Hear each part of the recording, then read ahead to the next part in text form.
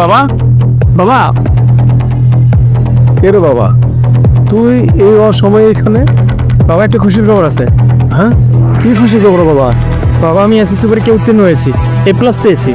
হ্যাঁ, বলিস কি বাবা, প্লাস পাইছস? বাবা, তুই তো আমার স্বপ্নের এক ধাপ পূরণ করে বলাইছস।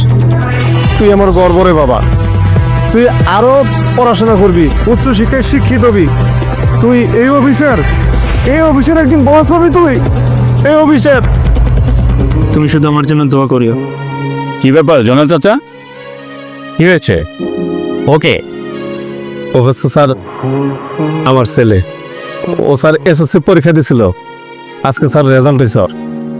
ও A+ পাইছে স্যার। মাশাআল্লাহ, খুব ভালো করেছো তো। ওর জন্য দোয়া করবেন স্যার। অবশ্যই অবশ্যই দোয়া করবো। আওয়াল আমাদের স্যার। আসসালামু আলাইকুম। ওয়ালাইকুম আসসালাম। স্যার, আমার বাবা স্যার অনেক ভালো মানুষ, অনেক পরিশ্রমী। আপনাদের এখানে ডিউটি শেষ করে রিক্সা চালায়, আবার রাতে আমাদের পড়ায়। আমার বাবার মতো আমি আর কোনো বাবা দেখিনি।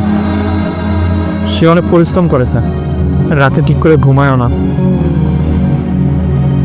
এতে স্যার আমার বাবার হাঁটুতে ব্যথা, অনেক করে বলেছি ডাক্তারের কাছে যেতে, কিন্তু বাবা আমাদের সুখের চিন্তা করে সে ডাক্তারের কাছে যায় না।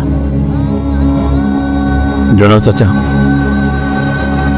গতকালকে রাগের মাথায় আপনার সাথে যে ব্যবহারটা করেছি আমি, এটা আমার করা উচিত হয় না। আসলে আপনি সত্যিকারই একজন বাবা।